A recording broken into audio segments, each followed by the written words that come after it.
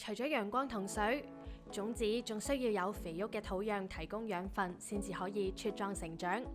啱啱起步嘅新晉設計公司都係一樣，需要各方面嘅支援，先可以慢慢發芽同埋綻放。喺呢一個世代，創業係唔少人嘅夢想。由香港政府全力資助，香港設計中心管理嘅設計創業培育計劃，簡稱 DIP， 就係專門為有理想、有抱負嘅你提供全面嘅養分，等你可以喺呢塊良田上面成長，實現夢想。由2006年至今 ，DIP 已經培育咗超過300間嚟自唔同領域嘅新晉設計公司。培育計劃為期2年，喺呢段期間，培育公司可以獲得硬件同埋軟件嘅支援，包括以優惠嘅租金享用設備完善嘅辦公室，等你可以喺一個舒適嘅環境下營運。亦都有好多大大小小嘅培訓同埋交流活動，幫助新晉設計公司裝備自己，擴闊視野。DIP 仲會提供唔同嘅市場推廣支援，幫培育公司宣傳業務，創造更多嘅商機。如果你都係啱啱開始創業之路，擁有自己嘅設計公司，設計創業培育計劃 DIP 希望可以成為你成長同埋綻放嘅土壤。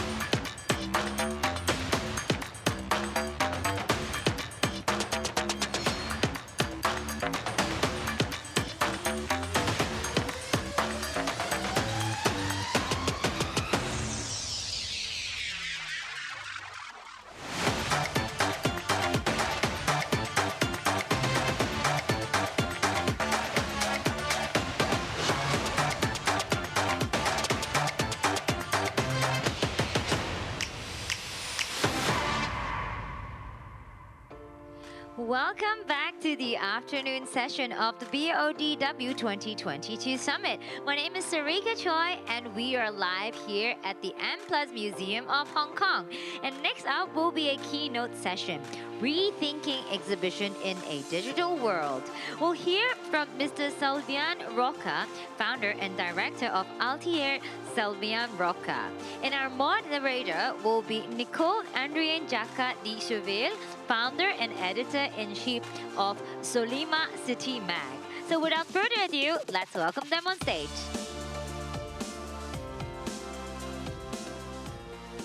Well, thank you everybody for joining us today, and thank you to BODW also to welcome us here.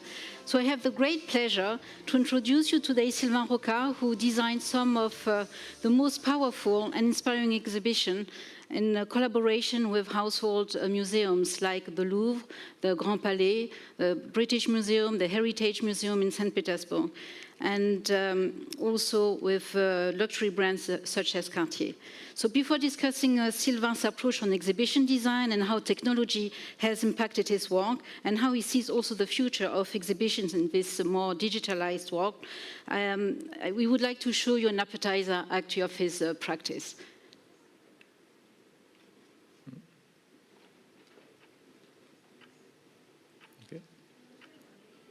There is sound, maybe.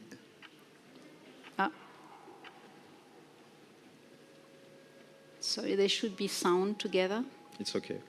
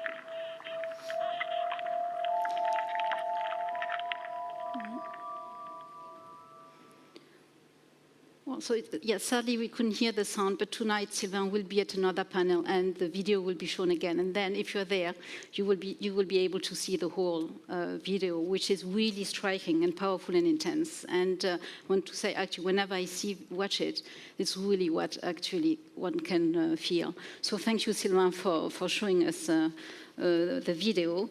And I wanted to say also, I mean, I really have been privileged to see some of Sylvain's exhibitions lately in Europe, in France, and in Italy.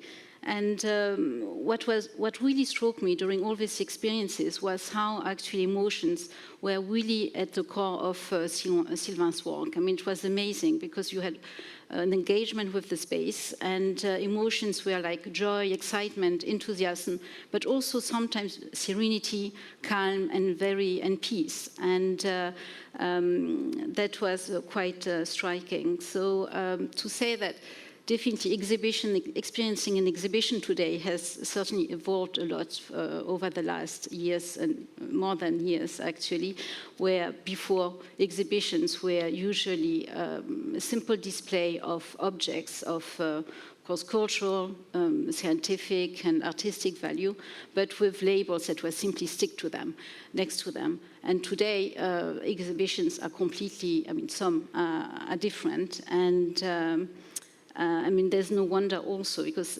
well, the visitors has become really a part of the whole process. We went from object-focused exhibitions to more visitors-focused exhibitions. Of course, objects are not forgotten. And there's no wonder because today, there's among cultural institutions, museums, galleries, I mean, they're all competing for an audience that is more sophisticated, more demanding also, and more educated. And so now the question is actually how is this possible? And then, I mean, how is it possible to really engage the visitors? So Sylvain will now, I mean, we will have a few questions for Sylvain, and who will explain us his own practice and his own vision of designing exhibitions. But before that, could you please tell us why and how actually you have become an exhibition designer? By chance. Let me explain. I was initially studying interior design and product design. And at some points, I had to help part-time friends who were working in a very famous scenography company, which was led by the first well-known scenographer in France, who was François Confinot, who did amazing projects at that time. And I regularly helped them, and I liked it. So finally, I got a good network in that field. And finally, this is the field I'm still working on from there. Yeah. And also, I've been traveling a lot to visit exhibitions worldwide, and it confirmed me my appetite for this profession. So, and traveling is really also at the core of your practice, right? Being in movement. And can you actually tell us what are the key components in your way of designing exhibitions? So first, you were talking about traveling, which is a big thing for me, because even during my scholarship, I had the chance to, for example, stay 6 months in Tokyo in a very large design company, and 6 months in Montreal in Canada in a very large university. And I loved a lot the new doors it opened into my way of thinking and my way of designing. So it started from there, and now non-stop and continuously. Far before the COVID, actually, I was used to work apart from home, apart from an office. So I'm not having an office for almost 15 years now, and I just travel and work from where I am. Yeah, so actually, you could say that Sylvain is kind of he's a nomadic designer, and this is something that really defines him also. So he is not in one single space or place. Yeah. So and there was also another element that is really important for you. I mean, emotions, right? Yeah. Emotions are always coming up actually in your exhibitions. So why is it so important for you? Yeah, maybe the first thing I could say is I imagine product like a dream-like journey, really. Of course, it will have content, it will have knowledge to bring to the visitors, but firstly, I imagine for myself and for the visitors a dream-like journey, something different from everyday life. And one tool for that is emotion. I'm myself a very emotional person, sensible person. So I'm traveling a lot worldwide. I had many different emotions in front of many different proposals. So emotion is at the core of my practice, really. And also, I think emotion is very powerful because I experience it myself, to bring knowledge. So it's an easier way to understand things, to care them, to love them, and to remind them after. You mentioned also at some point that emotion is also a universal language. So for you, it's also very important that your exhibitions actually are for everybody. They're extremely inclusive, right? Yeah, emotion is universal. They express differently in every country, maybe in the culture. Cultures more than country, but emotion is the universal language. And also the shapes I use in my design are kind of universal too. They are not linked to a specific culture or not linked to a specific time. So I would say it's a universal, timeless emotion approach. Because you mentioned, and just when you were talking, you mentioned this dreamlike approach, and in your journey. So how do you manage to bring that dreamlike approach? Of course, emotions through the universal language, but also more on the practical side. What is very important for you? Yeah. First, I always immerse deeply in the topic, which is something specific also. I take time at the beginning of the project to understand it and mostly feel it. And so I have myself emotions before starting designing anything. Then I gather a specific team, which is proper to my project in some way. I really gather different skills, different talents, more than usual approach, like artists, poets sometimes, like filmmakers, scenarists, composers. So with the curator, of course, this is a very complete team with many different skills. And the curator and myself, our relationship changed a bit, shifted a bit. We are like a choral couple leading the orchestra of the other talents.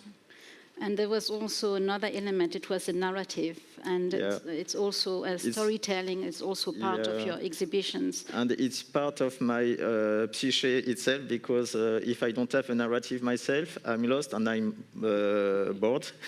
So I need narrative, and I think it can make a difference in between exciting and more usual exhibition, and it can make also a difference about what you will remind of it, or maybe you won't remind anything of it. Yeah, well, that's important indeed. And so how are you integrating technology? Because that's also a very important topic, right? And how are you using it? Technology has never been a goal in itself for me. Digital technologies, they always have to serve both the thematics and the narrative.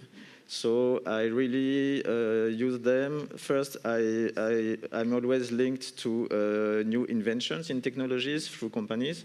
So I know what tools are on the market, let's say that way. And then I really choose the tools regarding the emotion I want to support and the scientific purpose also. So wait, maybe you can explain us that through actually examples of exhibition that you have designed. So I will show you several exhibitions integrating digital approach from the lower level of digital to the higher level of digital. So the lower level of digital example I show you now is a very large Cartier exhibition at Le Grand Palais in Paris in 2013, which was displaying 850 jewels, so it was very big, and it was 1,200 square meters.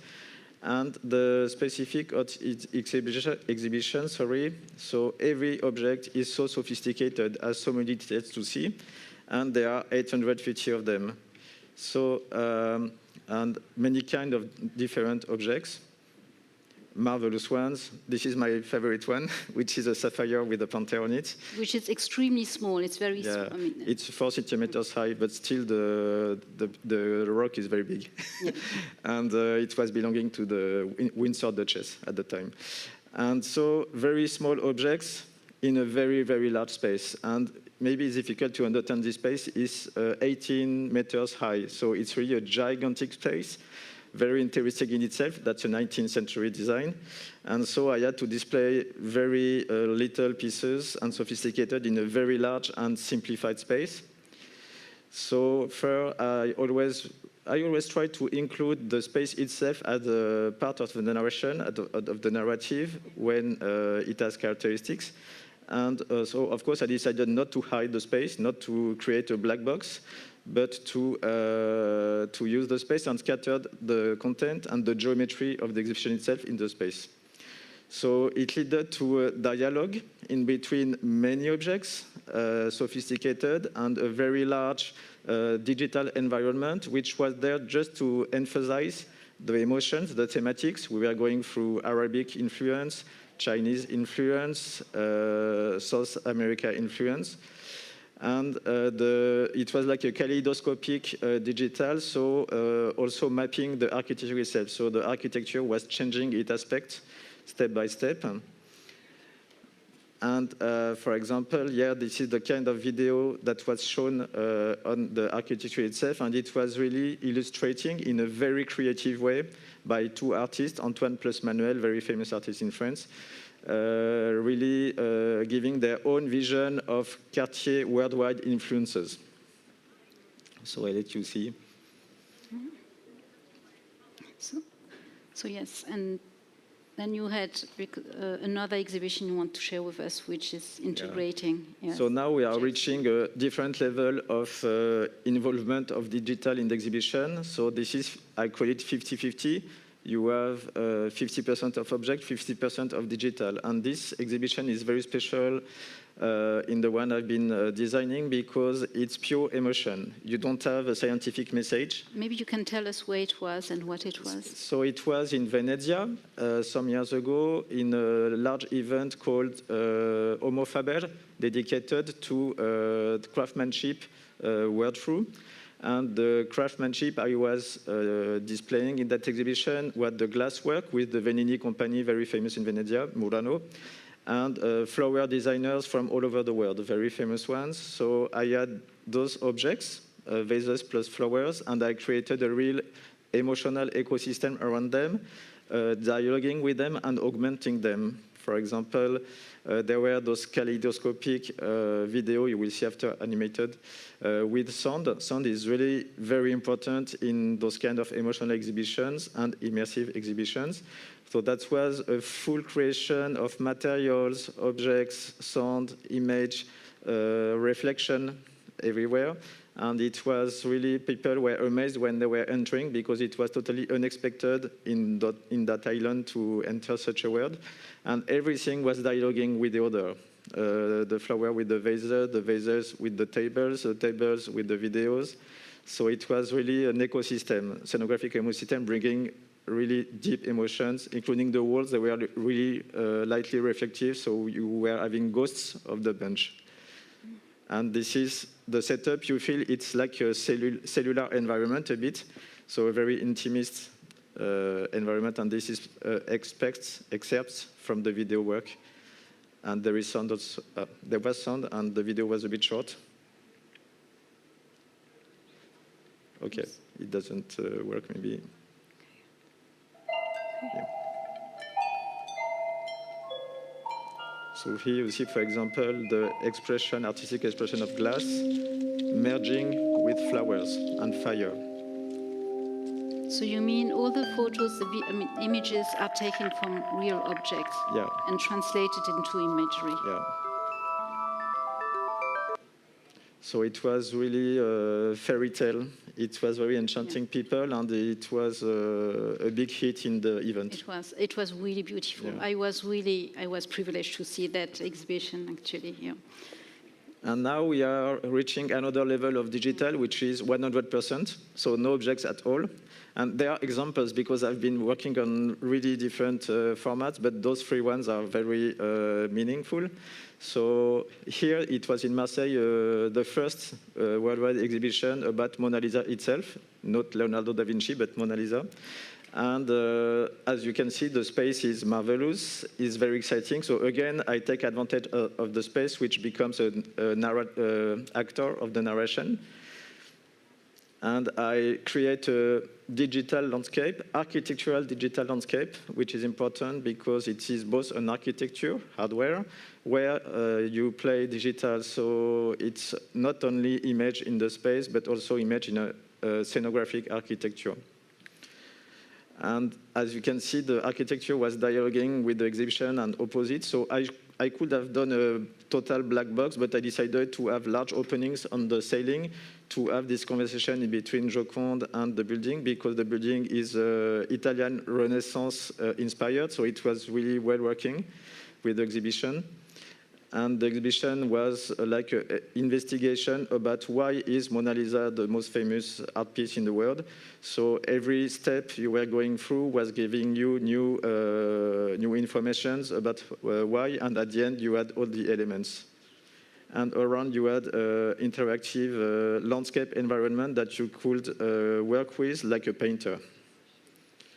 And behind the thematic movies, you had many interactives, which allowed you in a playful way to go deeper into the information. And again, some extracts of the content.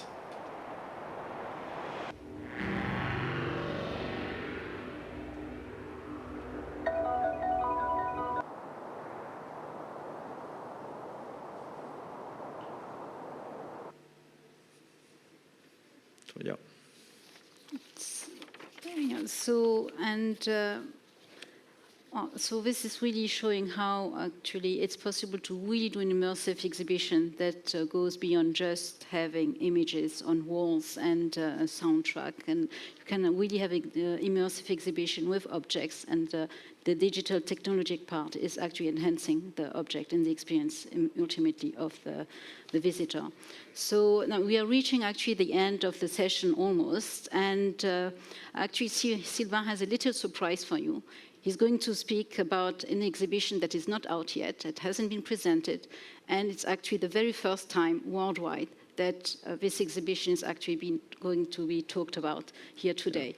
Yeah. And so it's a very amazing exhibition to be in the making right now. So yeah, the authorization of the organizer, who is a very famous archaeologist, underwater archaeologist, the most important in the world, and he discovered in the sea in front of Egypt, two sunken cities in the sea, from which he found amazing stuff. And so I'm working on his new coming exhibitions. We have working on another one in the past. But can you please say that you already worked on some of his exhibitions in the past? So an exhibition I will present tonight actually is about Osiris god, and because those two cities were linked to the Osiris cult. And he estimates, he searched like 5% of the cities, and he already found amazing amount of amazing pieces. So every time he finds new pieces, he can tell a new story. So in this project, the narrative will be very important because it links to a real past story, like a ceremony.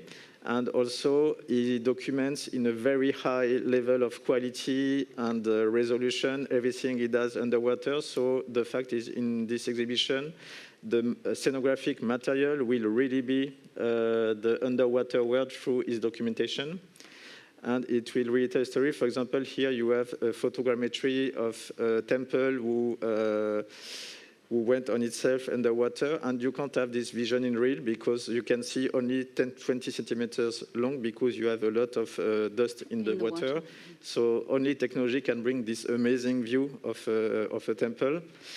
And for example, you also do photogrammetry in 3D, very, very high resolution, which is the first time underwater, and to show the excavations and to tell the stories.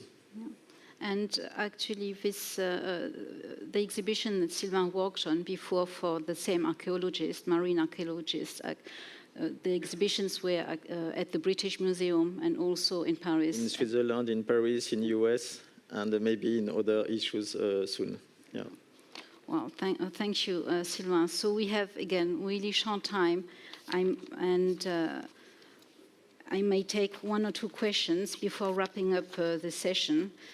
Here we have questions about, one is very interesting, is how do you consider your projects? Are they actually artistic, artistic value, or are they actually just designing, presenting, and putting projects together? You can I think feel you already got all the answers. Yeah, you can feel it. It's both artistic and scientific, and this is the thing I like very much because when I told you it was like a dream-like journey, like poetry, it helps you to understand better the reality. So I like the way of working like that, not being always descriptive, but shifting a bit the way to talk and watch things and show things. Then sometimes you really understand it better and feel it better. So poetry is a key element. And yes, and another question, the last question here. How do you balance curation and creation when you're working on your projects? Yeah, so on this kind of projects, really, we work together. For example, the curator need my help to understand what we can do and how we can do it, and I need, of course, the input of the curator. So we are really working on the project from the very beginning, even the concept of the project. So we are really a core couple, again, working together and checking every time that everything goes through the narrative, scientific information and artistic information. So which is to say that this is also at the core of your practice, is this very strong collaboration between different stakeholders involved in the in the production of the exhibitions. And then just as a very quick wrap-up, another thing that is really important and that came out all the time is emotion, and how emotion is actually linking the visitors to the content and actually enabling also the visitors to engage with the exhibition. And regarding technology, definitely digital serves the purpose of an exhibition, but it's not the finality in itself. And like immersive exhibitions are not, as one could commonly think, only about tech. It's also, immersive doesn't mean 100% digital. It can also be 0% digital. So the whole question is actually how to engage the visitor with the content in an exhibition space. Yeah, and to give a teasing, I have 0 seconds, sorry. I'm working on a 0% exhibition, very immersive, which will open soon in France. So, and which we will know maybe later. Yeah. And so just last thing, I mean, if you want to know more about Sylvain's practice, please come tonight at 8:45, I think. There's a panel about immersive voyage, but of our heritage. So the main focus will be heritage. And it's a panel discussion between Sylvain, Yves Hubelmann, who is the founder of Econem, and also Dr. Daisy Wong, Deputy Director of Programming and Curatorial of the Hong Kong Palace Museum. That will be moderated by Levina Lee, a co-founder of Art Partners. Thank you very much for being here today again. Thank you, Nicole. Thank you, Sylvain. Such an insightful conversation, and what a time to be a visitor of exhibitions. I hope you all enjoyed the session as much as I did. Now on to our next panel discussion, Blueprint of Creative Placemaking. Our speaker will be Mr. Guy Salter, Chairman of Hong Kong London Craft Week, and Ms. Marissa Yu, co-founder, lead curator, and executive director of Design Trust Hong Kong.